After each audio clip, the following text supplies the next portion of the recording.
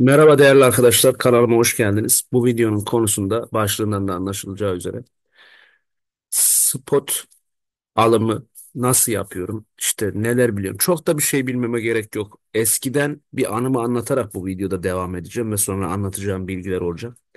Şimdi arkadaşlar bundan birkaç, bir yıl önce yani şu an kripto içinde 3-4 yıldır araştırıyorum, bakıyorum, inceliyorum. O şimdiki kafamda bir şeyleri daha rahat anlamış oluyorum. Eskiden bilmediğim bir sektör, içinde bulunmadığım bir sektördü ama arkadaşlarımın işte vasıtasıyla girdiğimiz bir bölüm.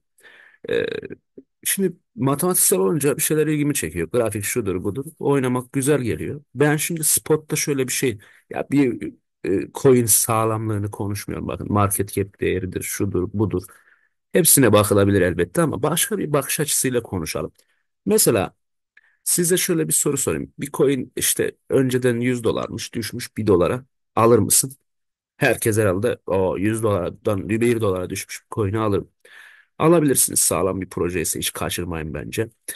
Ama şöyle bir durum var. Bir coin işte çıktığı fiyat 1 dolarmış, şimdi düşmüş 0,06 sente, alır mısın? Almam. Çıktığı fiyatın altında olan bir coin'i değerlendirmem, tercih etmem.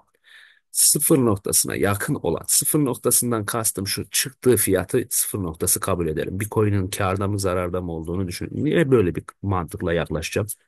Şimdi bir yıl önce, bundan dershanede ilk öğretmenlik yaptığım zamanlarda, şöyle bir şey dikkatimi çekmişti. Arkadaşlarıma demiştim ki ya arkadaşlar, bakın INJ coin hala o bir yıllık grafiğim şunun üstünde duruyor değerli arkadaşlar. Hiç oynama yapmadım. Grafiğin nereden döneceğine dair bile bakın burada tespitim var, duruyor. Şimdi arkadaşlara demiştim ki, birkaç matematikçi arkadaşıma, ya gelin arkadaşlar biraz para koyalım beraber. 1 dolar falandı şu benim bahsettiğim zamanlarda. Yani şuraya tekabül ettiğini biliyorum. Buraya işaret koydum. Şu tepe noktasında önceden ne işte 2021 yılında neredeymiş? Yani bu 28 dolarlardan falan düşmüştü bildiğim kadarıyla. İşte 1 dolara falan gelmişti. Alalım alalım. Ben bunu nereden bulduğumu da bilmiyorum. Öyle dikkatimi çekmişti. Şuralarda alalım diye arkadaşlar. Yani onlar da eskiden içerisine girip en tepelerden alıp parasını kaybedince sıcak yaklaşmadılar. Biz de seyrettik, yani şurada bir 10 dolar almış olsam da denesem kendimi ne kaybederdim? İşte 500 dolar para kazanırdım şuralara geldiğinde. Şimdi olay şu. Şimdiki gözümle konuşuyorum. O zaman ben bunu tesadüfen 1 dolar, 28'den 1 dolar düşmüş, alalım derdine düşmüştüm. Şimdi hepimizin hatalarından birisi bu. Birisi bir coin söylüyor, alıyorsun. Mesela benim aldığım coinlerden işte coinlerden bir tanesi. Şu çöp olmuş gitmiş. Sıfır noktası bura. Buradaki insanları hep içeri almışlar. Kimisi elinde tutuyor, kimisi sattı. Benim de cüzdanımda duruyor öylesine. Tabii bu meme coinlerden biri. Önemli değil. Demek istediğim şey şu: sıfır noktasının altında bir sürü insan tutmuşlar. Bu grafik yükselse bile satış baskısı yiyecek. Eski yerine mümkünden gelmeyecek, ortadan da silinecek, gidecek mesela. Örneğin şurada bir coin var, bakın. İşte bunun çıktı, bu yüzdesel olarak sıfır noktası şuraya falan denk geliyor. Bakın bu grafik fiyat olarak, yani nerelerdeymiş fiyat olarak baktığımızda 500 dolarlardan falan. Bu nedir ya? Düşmüş şimdi 0,0 bilmem nelere. Ama sıfır noktasının altında bunun beynine indire indire indire götürecekler. Elinde tutan varsa tutuyor. Tutmayan varsa yükseldikçe satacak falan filan. Şimdi biz gelelim konumuza. O olayımızı anlatalım. Şimdi biz burada 1 dolardan almadık bu coin'i. İşte 100 dolara koyalım da 3 kişi alalım diye düşündük, konuştuk falan filan, oldu olmadı. Velhasıl bu gitti, giden gitti. Şimdi bu hala bakın düşüş trendinde değil. Haftalıkta baktığımız zaman trende yaklaşmış ama hala ben satmamış olsam 1 dolardan aldığımı 16-17 dolarda hala kârda olacaktı. Ama buralarda bir önlem almışım. Bakın satardım, evet satardım. Çünkü 1 dolardan alıp 50 dolarlara gelen bir pariteyi herkes satar. Satar da kârını alır da falan filan. Şimdi nasıl yaklaşacağım? Mesela bakın ben bunun e, analizini şöyle anlatayım. Bir grafiği açacaksınız haftalıkta. Şunu biraz kapatalım da görsel. Mesela baktım, açtık. Şimdi ben buraya geldim, haftalığı iyice kapatacağım grafiği. Şuraya yüzde kısmına sağa tıklayıp yüzde kısmına bastığımda bunun sıfır noktasını işaretledim. Yani çıkış fiyatının hala üstünde, ne kadar üstünde, ne kadar kar. verdiğini de gösteriyor. Bakın mesela yüzdeye basın. 3995 kârda hala çıkış noktasına göre. Grafik. Bakın geliyor bu 2021 yılının büyük ihtimalle hype yaptığı dönemler en yüksek tepelerden aşağıya düşüyor. Sıfır noktasına o kadar yakın ki artık bakın yani bunu almamak için ben bunu o gözle kontrol etmedim. Bu gözle kontrol ediyorum şimdi. Şimdiki bildiklerimle. Mesela yüzde sıfır noktasına ne kadar yakın? Bu kadar yakın. Altında kapatmamış. Aksine şimdi spotta ben bunu değerlendireceğim. Şunu normale çekeyim. Sıfır noktasını belirledim. Şurada bir bölge varmış. Bunu da üstüne kırmış, atmış. Şurada işleme girdim. Bakın zaten buradan aldım coin'i. Yatıyorum üstüne artık bekliyorum. Neresi seni tatmin ederse oradan çık. Şimdi ben bunun yükseleceği yeri nereden buldum? Şu kan olayını konuşacağız demiştim. Videolarımda anlatacağım. Şu bakın 2021 tepesini kırıp patlatıp gidiyor görüyor musunuz? Mesela önce şuradaki tepeleri baz alarak çizersiniz bunu.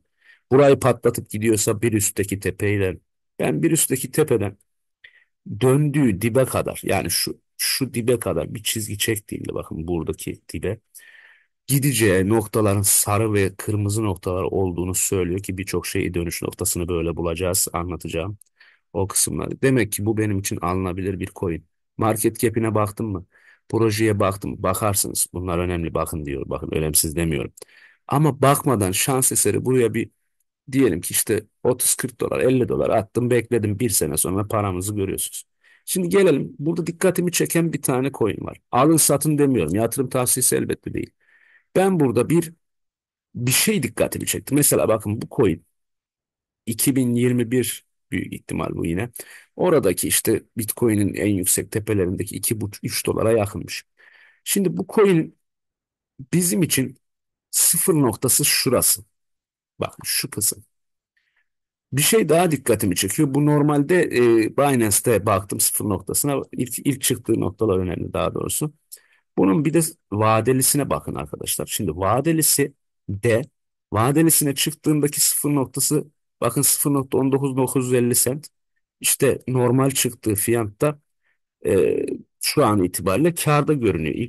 Burada karşı fiyatlar 0,01'ler falan yani şu spot tarafta baktığımızda normaline baktığımızda sıfır noktasının üstünde ve baya baya düşük bir coin.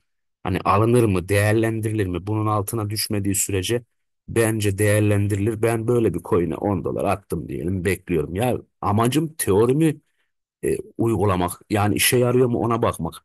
Mesela bunu dönüş noktası olarak kabul ettiğim zaman buradan dönerse işte nereye gider? Nereye gider? Önce şu tepeyi kırması gerekecek şurayı. Bakın bunun vadeli kısmını konuşalım. Vadelideki durumuna dikkat edin. Sıfır noktası şura. Benim şimdi demek istediğimi anlayacaksınız. Bu insanlar bunu neden satar? Bu neden grafik yükselmez? Bakın insanları burada içeri aldılar diyelim. Bu bir spot grafiği olsun. Sıfır noktasının altında bir parite. Aşağıya düşmüş. Bu insanlar burada her yükseldiğinde satacak. Çünkü elinde var. Şuradakinde var. Şuradan alanda var. Buradan alanda var. Zararda bekliyor.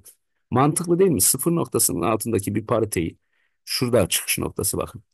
Yükseldikçe buradan satış yemesinin sebebi de bu bakın. Hop geliyor. Hop geliyor aşağı. Geliyor aşağı. Sebebi budur arkadaşlar. Sıfır noktasının üstünde seyreden bir grafik. Yani bunun hocam vadelisi sıfır noktasının altında vadesi bir tek beni endişelendiren bölüm o. Mesela spot tarafı burada bakın üstünde ne kadar kârda olduğunu da şöyle gösterir. Yüzdeye basarsanız. Mesela şu an çıkış noktasına göre %200.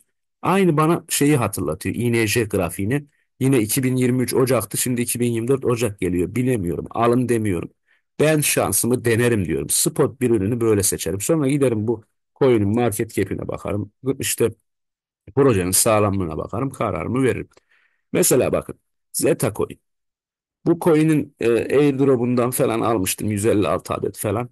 Testnetini yaparak şuralarda falan da sattım. Şimdi bakın sıfır noktasının altında gitmiş. Demek ki buralarda alan insanlar yükseldikçe işte ekleme yapmıştır, maliyetini çekmiştir, satış baskısı yiyecek. Ben bu coin'i spot'a eklemem, almam. Mesela şurada bir tane meme coin var galiba, bir meme coin. Evet, sıfır noktası bakın mesela fiyat olarak şurasıymış. Bak, anlattığım şeye iyi adapte olun arkadaşlar. Bu şey vadelisi de tabii bunun spotunda bakmak lazım da çıktığı yerde diyelim ki farz edelim ki burası bu fiyat.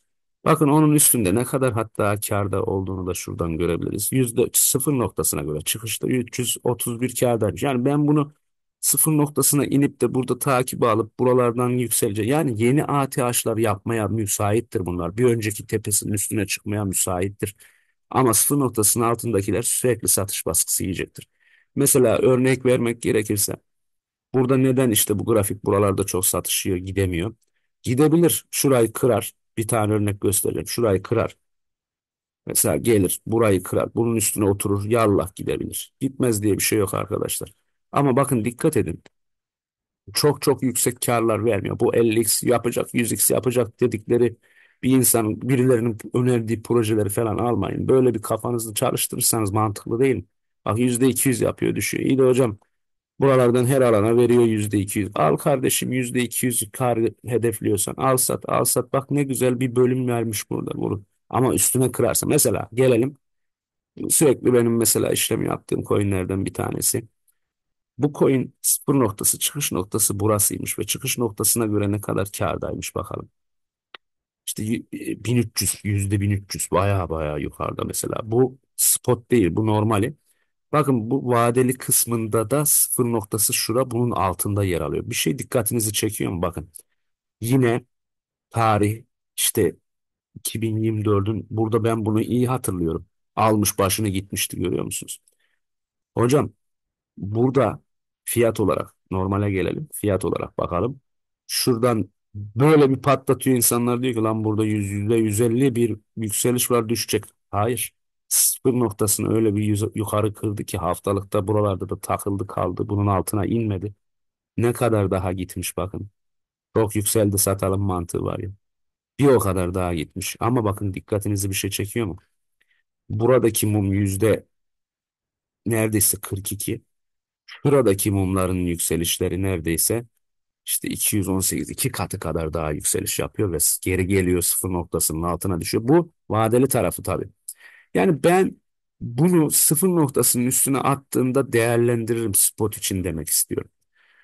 Bu videoda anlattıklarım yatırım tavsiyesi değil. Fakat spot bir ürün alacağınızda mesela işte burada bir başka coinleri inceleyebilirsiniz. Mesela şurada ben altından aşağısı şuna mesela.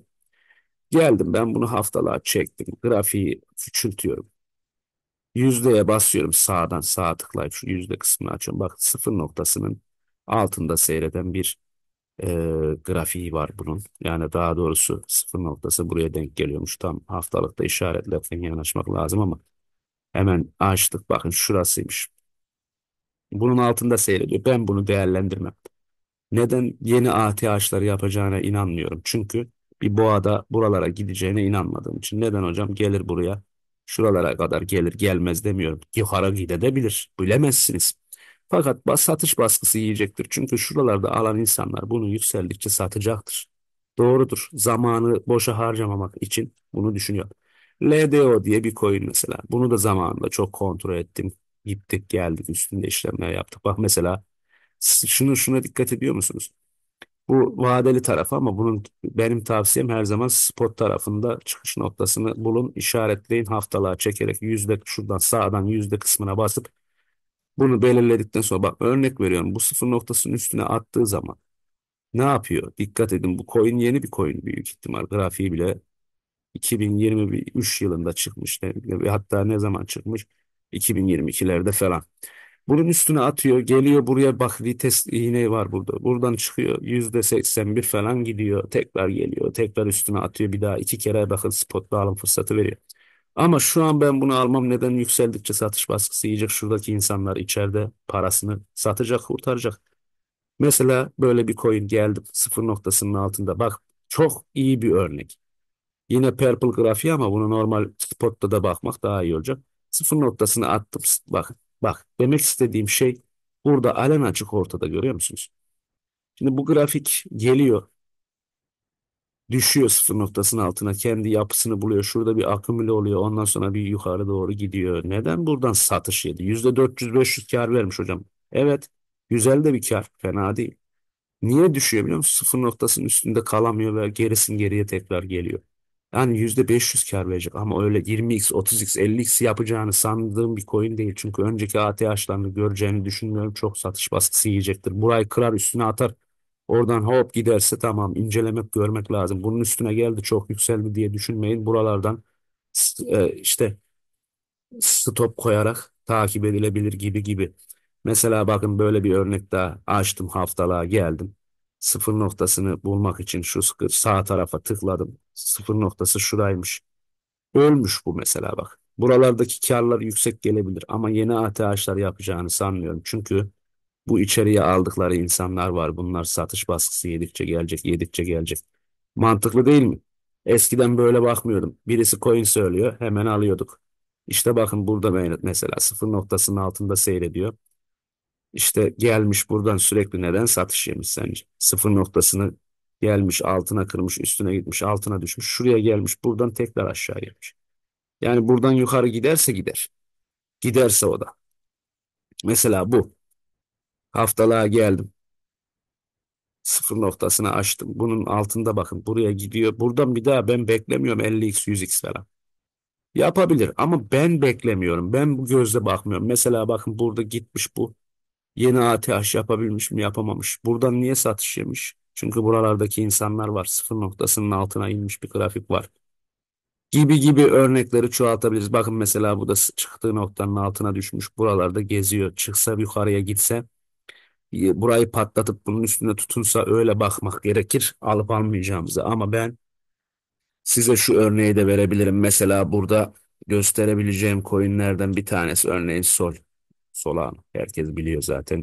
İyi de bir proje. Sıfır noktasının baya baya üstünde. %4836 kar halinde. Bakın dikkat eder misiniz? INJ gibi bir grafiği var. Gelmiş. 2022 Aralık'ta geçtik geçtik. 2023 Eylül, Haziran şuralarda yine INJ'nin grafiği gibi bakın. Ne yapıyor?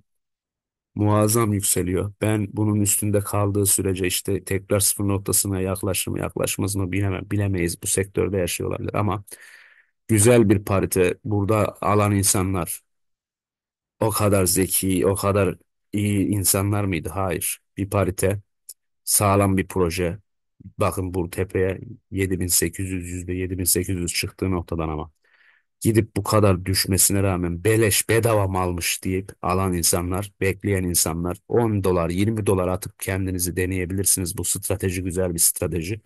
Çok kaldıraç tarafına paranızı kaptırmayın değerli arkadaşlar. Mantıklı hareketler yapın. Güzel bir yaklaşım. Bence BNB mesela bakın. Zaten Binance'in en iyi coin yani kendi coin'i sıfır noktasından o kadar yukarıda, ne kadar 2000. Şimdi bu buraya yaklaşmış hocam, sıfır noktasına çok düşmemiş ama %705 bakın 800 karlardayken bile bu tepe noktasından 2600'den işte buralara inen bir proje ucuz mudur ucuzdur, alınabilir mi, değerlendirebilir, kademeli kademeli alınabilir. Mesela bakın CZ bak sıfır noktasına o kadar yaklaşıyor ki. Yani bunun altına inmediği sürece buralarda gezerken bir boğada yeni bir ATH yapmasını bekler miyim? Beklerim. Bakın mesela alınabilecek bir coin yapısıdır. Ya da işte benim analizlerimin içerisine değerlendireceğim kısma giriyor diyebilirim. XRP mesela bakın o da sıfır noktasının üstünde. Yaklaşırsa buralara bak, burada mesela niye aldı bu insanlar? İşte ucuz olduğunu düşündü. Mesela çıkış noktasına göre %55 yukarıdaymış. Bence buralarda ucuzmuş. Burada mesela alanlara %200 kar vermiş. Çok da mutlu etmemiş ama hala sıfır noktasının üstünde. Ada coin öyle keza. RLC'ye bakalım. Sıfır noktasına yaklaştığında buralarda tutundukça bakın mesela yapabileceklerini görüyorsunuz. Sıfır noktasından ne kadar yükselmiş. %300, 400 gibi gibi.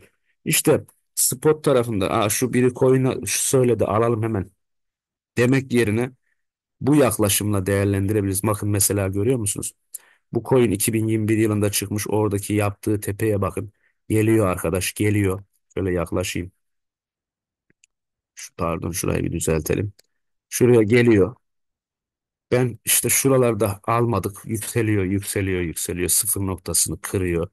Bir iğneyle çıkıyor, geri geliyor. Bakın şuralarda al. Mesela bu analize göre şuralarda sıfır noktası. Ben bu tabii bu vadeli işlemler ama bunu normal çıktığı, ilk çıktığı grafikten belirleyin. Şuradan aldığım zaman ne zaman? 2023 Ekim'de. Niye almayayım abi? Benim böyle bir stratejim var. Grafikleri geziyorum. Bu gözüme çarptı. Bana ne şimdi market cap'inden? Bana ne bir projeyi önerenden? Ben buna bakıyorum. Ne kadar gidiyor güzel kardeşim? Yani sen nerede satsan tatmin olursun işte. Bu iğneyle gidiyor, haftalık iğne o kadar kötü bir coin ki bu haftalık iğneyi bu kadar aşağı atıyor. Bakın görüyor musunuz? Yani 57 dolarlardan 500 dolarlara falan çıkıyor yanlış değilsem. Yani 10x gibi bir şey yapmış oluyor. Yine diyeceğim ATH'ı tazelemiş oluyor bakın eski ATH'ına göre. Biz ne demiştik? Bu grafiğin nerelere gidebileceğini nasıl bulabilirdik? Bizim bir stratejimiz var, yöntemimiz var. Bu tepeyi aşarsa getiriyorum bu tepeden. En son indiği dibe kadar çekiyorum, bırakıyorum. Diyorum ki bu kırmızı noktaya kadar gidebilirmiş diyorum. Ki ötesine de gitmiş tabii. Burada işte ama burayı kırdığı zaman gideceği nokta. Mesela bakın işte gelmiş burayı kırmış üstünde mum kapatmış. İşte buradan sonra beklerim daha satmam. Eğer altına doğru bir mum indirirse burada satardım gibi. Üstünde bir mum bırakıyor haftalık. Sonra seyrediyorum gidiyor. Zaten benim hedefime attığım emre gelmiş oluyor. Hoşça kal gibi. Evet bu videoda anlatacaklarım buydu. Bakış açısı bu. Değerlendirmek isteyen, mantıklı bulan yorumlarda bana destek olabilir. Kanalımız dediğim gibi yeni. Spot'ta ben yatırımı böyle düşünürdüm. Hepinizi seviyorum. Başka videolarda görüşmek üzere. Hoşça kalın değerli arkadaşlar.